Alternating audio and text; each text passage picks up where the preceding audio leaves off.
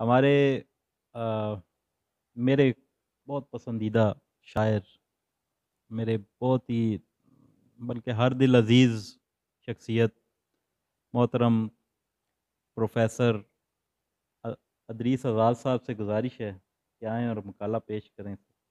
آپ سب کی بھرپور تالیوں میں۔ سر اجازت۔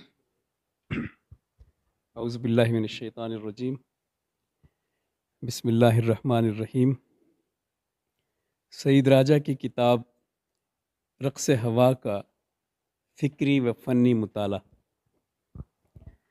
سعید راجہ کا دوسرا مجموعہ رقص ہوا، جو 60 سے زیادہ غزلوں پر مشتمل ہے، فکر و فن کے حوالے سے ایک خاصی قابل ذکر کتاب ہے۔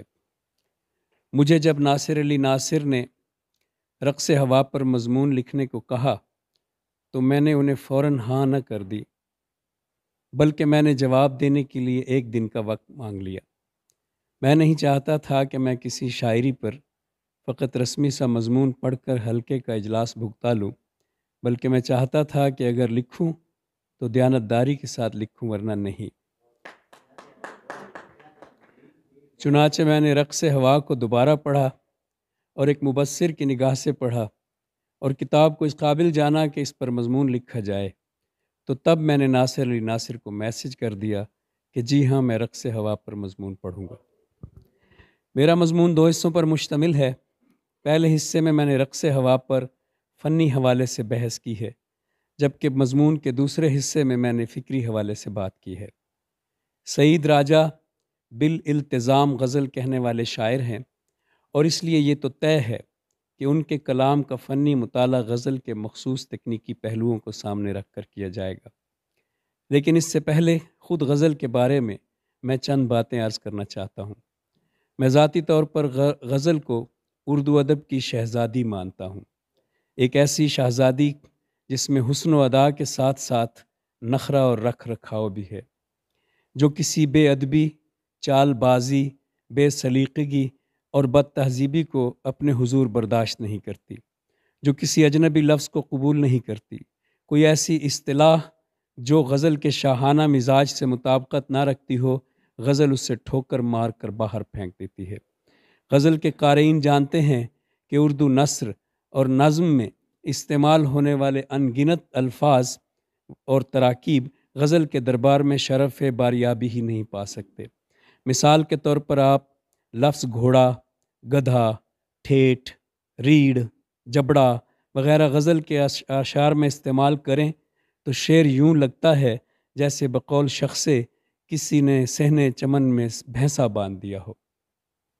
آپ نظم میں انگریزی کے جتنے چاہیں الفاظ استعمال کر لیں، لیکن غزل میں اشروں بعد ہی اجنبی زبان کا کوئی لفظ اپنی جگہ بنا پاتا ہے۔ غزل کی نزاکت ہمیشہ شستہ اور شائستہ اردو کی متمنی رہتی ہے۔ بے شمار ایسے الفاظ ہیں جو نظم یا اردو نثر میں پوری قوت کے ساتھ اپنا اظہار کرتے اور جچتے ہیں، لیکن غزل میں ان کے عربی یا فارسی متبادل کو بٹھا کر کام چلانا پڑتا ہے۔ غرض اردو غزل دنیا کی واحد شاعری ہے جو نفاست میں اپنی مثال فقط آپ ہی ہے۔ دراصل غزل اور نظم میں وہی فرق ہے جو دریافت اور ایجاد میں ہے۔ میری دانست میں غزل کا ہر شعر ایک دریافت ہے، جبکہ نظم ایجاد ہوتی ہے۔ سچ یہ ہے کہ گزشتہ 2 صدیوں میں دنیا کی ہر صنف ادب نے اپنی بقا کے لیے مغرب کے دسترخوان کی چچوڑی ہوئی ہڈیوں پر گزارا کیا ہے، سوائے اردو غزل کے۔ جدت و جدیدیت کی یلغار ہو یا ماں بعد جدیدیت کی کند چھری، غزل ہر دور میں اپنے پورے قد کے ساتھ کھڑی رہی۔ غزل کی ساخت کو توڑنے کی ہر کوشش ناکام ہوئی اور ہمیشہ ناکام ہوگی۔ میں ذاتی طور پر غزل کو ایک زندہ مخلوق کے جیسا سمجھتا ہوں، جو سانس لیتی ہے، جس کی رگوں میں خون دوڑتا ہے اور جو اپنی مرضی سے چلتی پھرتی بنتی اور جیتی ہے۔ سعید راجہ کی غزلوں میں فنی اعتبار سے جو سب سے پہلی بات میں نے نوٹ کی ہے وہ یہ ہے کہ سعید راجہ کی غزل گوئی دبستان راولپنڈی کی نمائندہ ہے۔ دلی، لکھنؤ اور رامپور تو اب قصہ پارینہ بن چکے، میں نے دبستان لاہور یا کراچی کے مقابلے میں دبستان راولپنڈی کی اصطلاح استعمال کی ہے۔ دبستان راولپنڈی کا غزل گو نظم اور غزل کے تفاوت کو مٹنے نہیں دیتا۔ وہ وکٹورین عہد کے شعراء کی طرح تہذیب ادب کا قائل ہے۔ وہ لفظوں کی نشست و برخاست کو خیال کی دریافت کے لیے استعمال کرنے کی بجائے خیال کو لفظوں کی نشست و برخاست کی دریافت کے لیے استعمال کرتا ہے۔ اس کاوش سے جو کچھ اس کے ہاتھ آتا ہے وہ ہے مانوی تہداری، جسے انگریزی میں شیڈز کہتے ہیں۔ وقت نہیں، ورنہ میں اپنے اس موقف کے حق میں کچھ مثالیں بھی پیش کرتا۔ سر دست میں فقط اتنا کہنے پر اکتفا کروں گا کہ سعید راجہ بھی اسی قبیل کے غزل گو ہیں۔ ہم جانتے ہیں کہ اردو ادب میں ثنائے بدائے کا پورا نظام فقط کلام میں خوبیاں لانے اور انہیں اجاگر کرنے کے لیے وضع کیا گیا ہے، لیکن فی الحقیقت کوئی شاعر یا ادیب ثنائے بدائے کے اصولوں کو سامنے رکھ کر کچھ نہیں لکھتا۔ چنانچہ اردو میں ثنائے بدائے تخلیق کاروں کے کام نہیں آتے، فقط تنقید نگاروں کے کام آتے ہیں۔ یہ تنقید نگار ہے جو دیکھتا ہے کہ شاعر نے کون کون سی صنعتیں استعمال کی ہیں اور کس کس بدعت سے کام لیا ہے۔ جو شاعر جتنی زیادہ صنعتیں استعمال کرتا ہے اور جتنے زیادہ بدائع سے کام لیتا ہے وہ اتنا ہی خوبصورت شعر تخلیق کرتا ہے۔ سعید راجہ کو میں اس لیے بھی غزل گو ماننے کے لیے تیار ہوں کہ اس کے ہاں ثنائے بدائع کا خود کار اور فطری اہتمام موجود ہے۔ مثلاً ایک شعر دیکھیے: اس ڈھنگ نمایاں ہوئے کچھ رنگ میرے بھی، اس ڈھنگ نمایاں ہوئے کچھ رنگ میرے بھی، تتلی نے مجھے چھو کے بتایا ہے کہ میں ہوں۔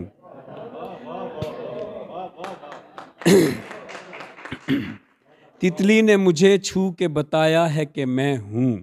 اس ڈھنگ کے بعد اسی مصرع میں کچھ رنگ کا صوتی امتزاج صنعت ہے، پھر رنگوں کا ایک ایسے پھول کے ساتھ تلازمہ جو مصرع ثانی میں ظاہری وجود نہیں رکھتا بلکہ معنی کی دوسری تہہ میں پڑا ہے، یہ ایک اور صنعت ہے۔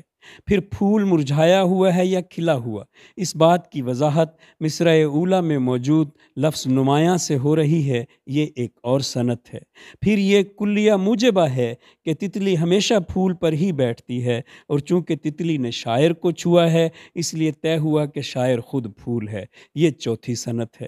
اب ذرا دیکھیے کہ یہ سب قاری کے ذہن میں آنن فانن کھل جانے اور قاری کو مکمل لطف مل جانے کے باوجود شعر کا اصل معنی ابھی تک سامنے نہیں آیا، جو شاعر کا بنیادی مقدمہ ہے اور جو میں ہوں کے الفاظ میں پوشیدہ ہے۔ اور یوں تتلی نے مجھے چھو کے بتایا ہے کہ میں ہوں کہہ کر شاعر نے اپنا وجودی مسئلہ قاری کے سامنے رکھ دیا۔ رقص ہوا میں اس طرح کے بہت سے اشعار موجود ہیں جو ثنائے بدائع کے حسن سے مالا مال ہیں۔ میں ان میں سے چند اشعار آپ کی خدمت میں پیش کرتا ہوں۔ صلیب وقت پہ رکھا گیا بدن اپنا، بنام عشق سرے اوج ہست لائے گئے۔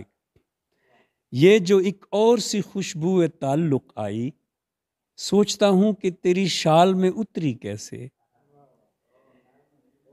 میری زبان کو لکنت نے آ لیا تھا مگر، میری زبان کو لکنت نے آ لیا تھا مگر، وہ ہنس پڑا تو میں بہتر کلام کرنے لگا۔ اس برس بھی جزاک اللہ، میری زبان کو لکنت نے آ لیا تھا مگر، وہ ہنس پڑا تو میں بہتر کلام کرنے لگا۔ اس برس بھی نہ اگ سکا سایہ، شاخ کوئی ہری نہیں نکلی۔ صنعت تکرار کا جو حسن سعید راجہ کے ہاں ملتا ہے بہت کم شعراء کے ہاں دیکھا گیا ہے۔ سعید راجہ فقط تکرار لفظی پر اکتفا نہیں کرتا، وہ اس صنعت کو ایک الگ ہی ادا سے استعمال میں لاتا ہے۔ یوں گویا اس نے تکرار، صنعت تصریح اور صنعت مراعات النظیر کو یکجا کر دیا ہو۔ وصل کی شرط ہے مٹھی میں ستارے لاؤں، اور ستارے میری مٹھی میں نہیں آ سکتے۔ وصل کی شرط ہے مٹھی میں ستارے لاؤں، اور ستارے میری مٹھی میں نہیں آ سکتے۔ آپ کہتے تھے راستہ بدلو، اب کے راستہ بدل کے آیا ہوں۔ آپ کہتے تھے راستہ بدلو، اب کے راستہ بدل کے آیا ہوں۔ یہ جو ہونے کی سمجھ ہے، یہ سمجھ ہے کیسی؟ یہ جو ہونے کی سمجھ ہے، یہ سمجھ ہے کیسی، جو سمجھ لے وہ نہیں کچھ بھی سمجھتا خود کو۔ یہی کمال سعید راجہ کو تلازمہ کاری میں بھی حاصل ہے۔ میری ذاتی رائے میں تلازمہ کاری فن غزل گوئی میں سب سے اہم ہے۔ تلازمے کا حسن صنعت لف و نشر کا مرہون منت ہے، کیونکہ اگر بہت ہی سیدھا سادہ اور سامنے کا لف اور بہت ہی سیدھا سادہ اور سامنے کا نشر ہو، کسی شعر میں موجود ہو، تو ہم اسے حقیقی تنشیر نہیں کہہ سکتے۔ فی الاصل ایک اچھے غزل گو کو ایہام اور تنشیر کے ملاپ سے تلازمہ وضع کرنا پڑتا ہے، جو فقط الفاظ کی نشست و برخاست سے کما حقہ انجام نہیں پاتا۔ سعید راجہ غالباً جبلی طور پر اس فن سے واقف ہے۔ مثلاً ایک بھید کی صورت ہے جہاں میں میری ہستی، لوگوں پہ بہت دیر میں کھلتا ہے کہ میں ہوں۔ بھید لفظ ہے، بھید لف ہے اور کھلنا نشر، یوں دونوں مصروں کے درمیان تلازمہ موجود ہے۔ لیکن ذرا غور کیجئے تو لفظ بھید اگر مصرع اولیٰ میں موجود نہ بھی ہو تو دوسرا مصرع تب بھی ایک مکمل حقیقت واضح کر رہا ہے، لوگوں پہ بڑی دیر میں کھلتا ہے کہ میں ہوں۔ بعین ہی اسی طرح اگر دوسرا مصرع موجود نہ بھی ہو اور فقط پہلا مصرع پڑھا جائے، یعنی ایک بھید کی صورت ہے جہاں میں میری ہستی، تو تب بھی وہی صورتحال ہے، یعنی مصرع اپنے مضمون میں مکمل ہے۔ چنانچہ سعید راجہ نے کیا کیا کہ ان دو الگ الگ مضامین کو اس طرح آپس میں جوڑا کہ دونوں ایک دوسرے کے لیے لازم و ملزوم ہو گئے۔ یعنی لوگوں پر بہت دیر سے میرا ہونا کھلتا ہے تو کس لیے؟ کیا میں محفل میں سب سے حقیر ہوں اس لیے کسی کی نگاہ مجھ پر نہیں پڑتی؟ یقیناً نہیں۔ تو پھر میرا ہونا کیوں دیر سے کھلتا ہے؟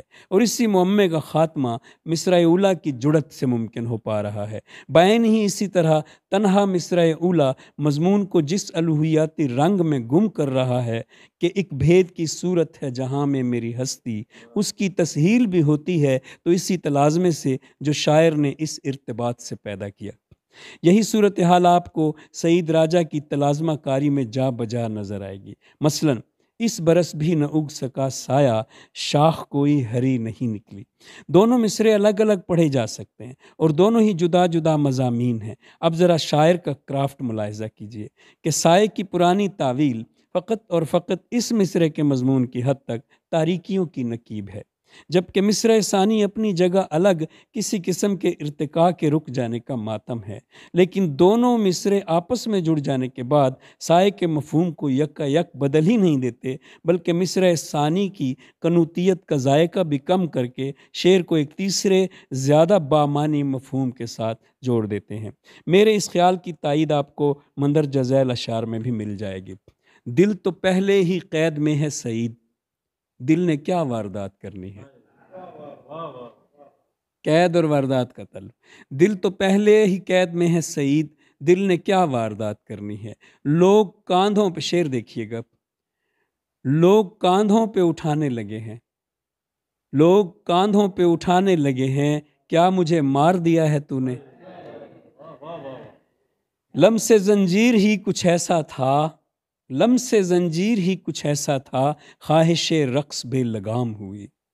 بہت سے لوگوں کو، اس بات پہ میں توجہ چاہوں گا، بہت سے لوگوں کو بہت سا وقت ہو گیا ہے یہ کہتے ہوئے کہ سعید راجہ شاعری میں نووارد ہے۔ اتنا وقت ہو گیا ہے کہ سعید راجہ نووارد ہوتا بھی تو اب تک اسے کہنا مشقی کی سند مل جانی چاہیے تھی، جبکہ سچ یہ ہے کہ سعید راجہ شاعری میں نووارد کبھی تھا ہی نہیں۔ کسی شاعر کے کلام کی پختگی کا اندازہ اس کی عمر یا شاعری میں اس کی عمر سے لگانا کہاں کا انصاف ہے۔ اس میں کوئی شک نہیں کہ کہنا مشق شعراء کے ہاں فنکاری کے بڑے اچھے نمونے مل جاتے ہیں، لیکن یہ کہاں لکھا ہے کہ نوواردوں کے ہاں ایسے اچھے نمونوں کا وجود ناممکن ہوتا ہے۔ 18-19 سال کی عمر رہی ہوگی جب اقبال نے پہلی شعری نشست میں شرکت کی۔ اقبال نے جو اشعار وہاں پڑھے وہ آج بھی فن کے بڑے نمونوں کے طور پر پیش کیے جاتے ہیں۔ مثلاً ان میں سے ایک شعر آپ نے بھی سن رکھا ہوگا، موتی سمجھ کے شان کریمی نے چن لیے، قطرے جو تھے میرے عرق انفعال کے۔ یہی کہانی غالب کی ہے اور یہی کہانی ہر اچھے شاعر کی ہے۔ اچھا شاعر اچھا ہوتا ہے، وہ نووارد یا کہنا مشق نہیں ہوتا۔ دراصل کسی شاعر کے نووارد ہونے کی پہچانیں الگ ہیں۔ ہم اس کی عمر یا اس کے تجربے کی عمر سے اس کی ناپختگی نہیں جانچ سکتے، لیکن بعض ایسے دیگر اجزاء ہیں جن کی موجودگی سے کسی شاعر کے پختہ یا ناپختہ ہونے کا بخوبی اور بآسانی اندازہ لگایا جا سکتا ہے۔ مثلا نمبر 1، مبتدی شاعر کے زیادہ تر مضامین پامال، پرانے اور گھسے پٹے ہوتے ہیں، کیونکہ وہ نوارد ہے اور ابھی اپنے متقدمین کے رستوں اور الہان پر چل رہا ہے۔ نمبر 2، اس کا کلام تعلیوں سے بھرا ہوا ہوتا ہے، کیونکہ وہ نوارد ہے اور اسے اپنے ہم عصر شعراء کے درمیان اپنی جگہ بنانے کی جلدی ہے، اس لیے وہ نادانستہ طور پر ہی اپنے کلام کی تعریفیں کرتا رہتا ہے۔ یہ اور اسی طرح کے دیگر اجزاء ہیں جن سے کسی مبتدی کو بآسانی شناخت کر لیا جاتا ہے۔ یہاں میں فقط انہی 2 اجزاء کی روشنی میں بات کروں گا اور یہ دیکھنے کی کوشش کروں گا کہ آیا سعید راجہ کے ہاں یہ دونوں نقائص موجود ہیں۔ جہاں تک پرانے مضمونوں کا تعلق ہے تو میں یہ کہوں گا کہ ہاں، سعید راجہ کے ہاں پرانے مضمون موجود ہیں۔ میں نے رقص ہوا کے پرانے اور نئے مضامین کو یکجا کر کے تناسب کا جائزہ لیا اور اس نتیجے پر پہنچا کہ اگر سعید راجہ کی کتاب کو 8 برابر حصوں میں تقسیم کر دیا جائے تو 8واں حصہ پرانے مضامین پر مشتمل ہے۔ لیکن اتنے پرانے مضامین تو ہر شاعر کے ہاں مل جاتے ہیں۔ اس بات کا تعلق تو دیوان مرتب کرنے کی تکنیک کے ساتھ ہے۔ میر نے کل کلام شائع کر دیا، غالب نے چن چن کر شائع کیا۔ تو اگر کوئی شاعر تنقید نگار کے تیکھے واروں سے بچنا چاہتا ہے تو پھر غالب کی تکنیک پر عمل کرنا اس کے لیے زیادہ مناسب ہوگا۔ میں تو سعید راجہ سے یہی کہوں گا کہ انحراف کے ترے مشاعروں میں کہی گئی غزلیں، پامال زمینوں میں کہی گئی غزلیں، یا کسی ایک شعر کے ہو جانے کے بعد زبردستی کہی گئی غزلیں، کسی ایک اچھے شعر کے ہو جانے کے بعد زبردستی کہی گئی غزلیں آئندہ مجموعوں میں شامل کرنے سے پہلے کسی سخت گیر ممتحن کی طرح مارکنگ کے عمل سے گزاریں اور پھر شائع کریں۔ بہرحال ایک بات میں ضرور کہوں گا کہ رقص ہوا میں موجود پرانے مضامین بھی، جو کہ میری رائے میں کتاب کا 8واں حصہ ہیں، کلیتاً ہی پرانے نہیں ہیں۔ سعید راجہ نے پوری محنت سے ان میں نیا پن پیدا کرنے کی کوشش کی ہے اور اسے کہیں کہیں کامیابی بھی ملی ہے۔ مثلاً میں نے کہا منصور ہوں میں بھی، جھٹ سے دار نے آنکھیں کھولیں، جو ہی مسیحا نے لب کھولے، مجھ بیمار نے آنکھیں کھولیں، یا دیکھتے ہیں مجھے پروانے بھی حیرانی سے، ایسی بے تابی سے شعلوں کو چھوا ہے میں نے۔ مبتدیوں کی دوسری پہچان ہے تالیوں کی بھرمار۔ میں نے پوری کوشش سے رقص ہوا میں ایسے اشعار تلاش کیے جو مبتدیانہ تالیوں کا مظہر ہوں، لیکن مجھے ایسے اشعار نہیں ملے۔ 1-2 ملے تو ان میں موجود تالی بھی مبتدیوں والی نہ تھی۔ تالی بذات خود تو کوئی گناہ نہیں، بس ذرا ناپسندیدہ ہے۔ یوں تو تالی میر و غالب اور اقبال و فیض کے ہاں بھی مل جاتی ہے۔ دراصل تالی اور شیخی میں فرق ہے۔ مبتدی کی تالی شیخی ہوتی ہے، جبکہ کہنہ مشق شاعر کی تالی ہوتی ہے۔ مبتدیانہ تالی ایک تو بکثرت ہوتی ہے اور دوسرے نمبر پر اس کا لہجہ کچھ ایسا ہوتا ہے کہ سینئر شعراء کو بلا وجہ ہی اس پر غصہ آنے لگتا ہے۔ جوں شاعر پختہ ہوتا جاتا ہے، تالی کم ہوتی چلی جاتی ہے، یہاں تک کہ تقریباً بالکل ہی ختم ہو جاتی ہے۔ ایک کہنہ مشق شاعر کے ہاں تالی مل بھی جائے تو اس کا پیرایا اتنا نفیس ہوتا ہے کہ اسے پہلی نظر میں تالی کہا ہی نہیں جا سکتا۔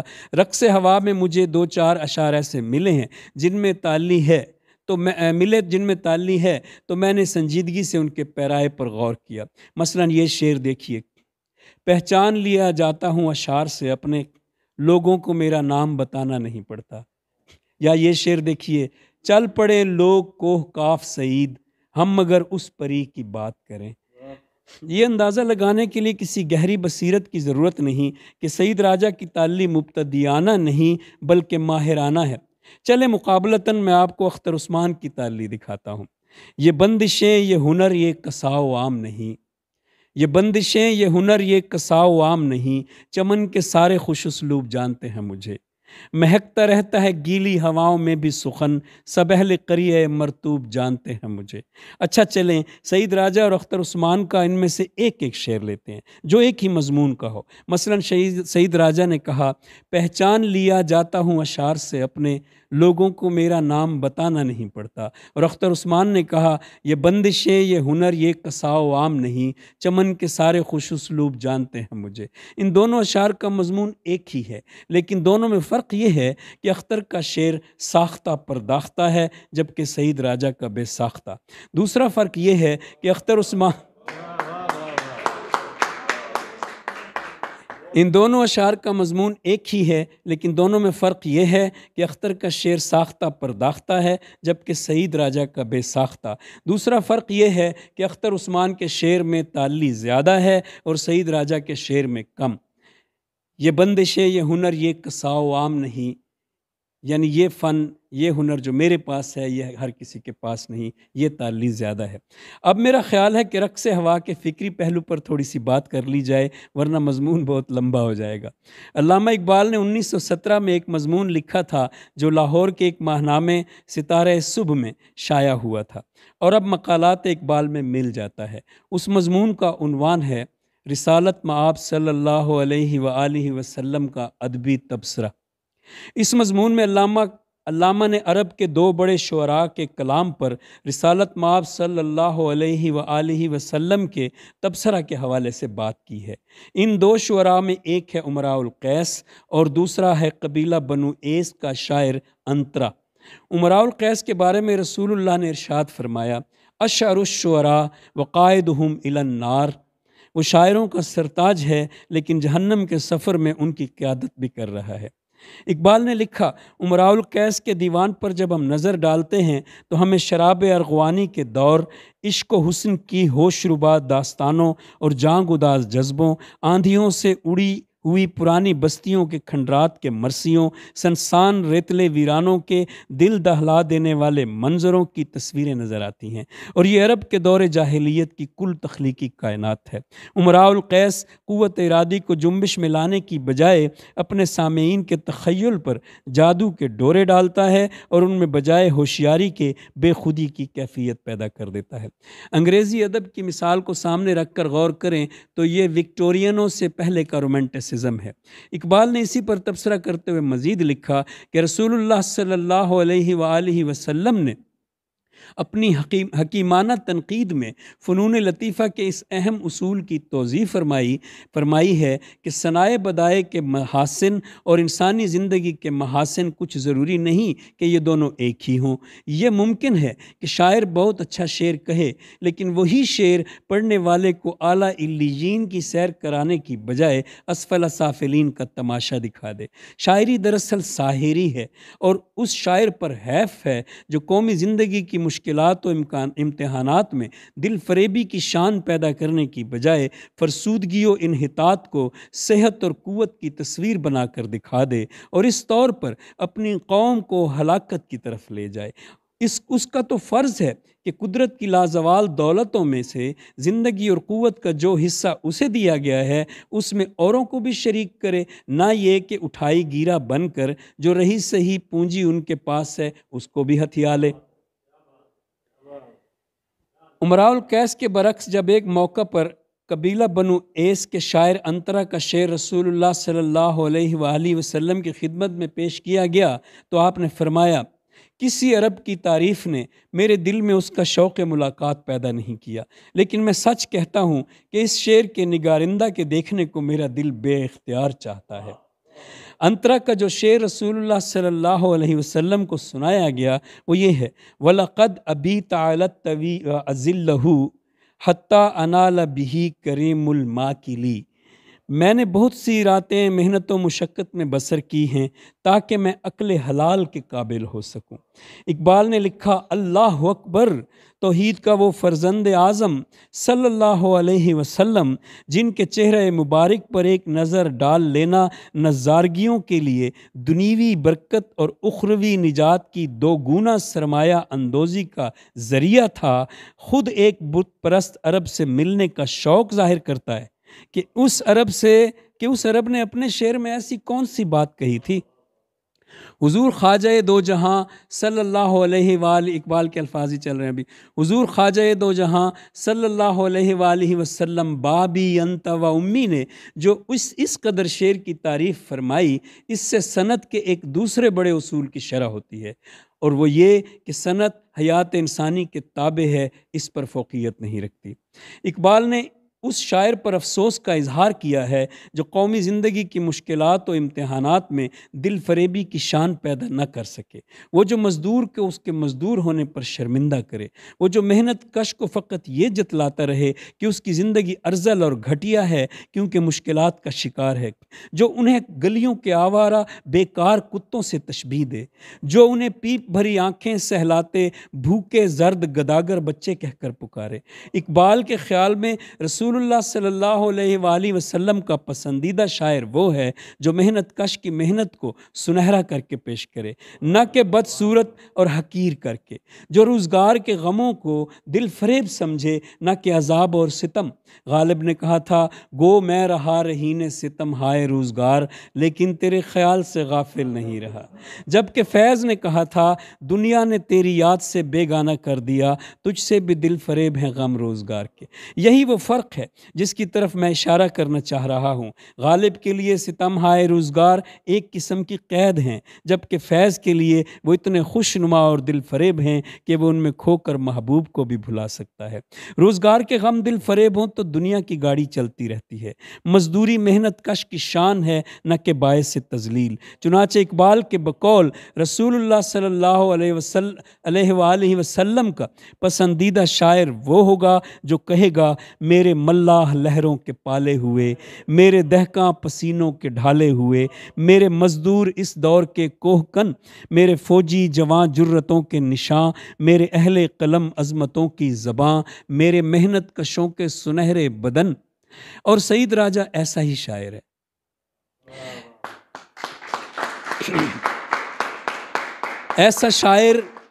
ایسا شاعر جو زندگی کی مشکلات کو لعنت بنا کر پیش کرنے کی بجائے ان میں رنگ بھر دینے کی بات کرتا ہے، جو کہتا ہے، رنگ سایوں میں نت نئے بھر کر، رنگ سایوں میں نت نئے بھر کر میں انہیں خوشنما بناتا ہوں۔ اور ذرا یہ دیکھیے، میں سفر پہ نکلتے وقت سعید زیر پا آبلہ بناتا ہوں۔ یا یہ دیکھیے، نیند نہیں آنی بستر پر، سولی پر لٹکایا جائے، جب آنکھیں بجھنے والی ہوں اس پل خواب دکھایا جائے۔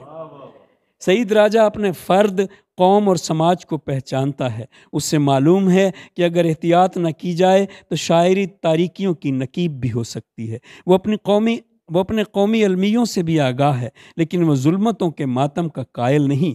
وہ فوجی ہے اور فوجی بھی لڑاکا، اس کے سجدے میں بھی قیام کی سی لذت ہے۔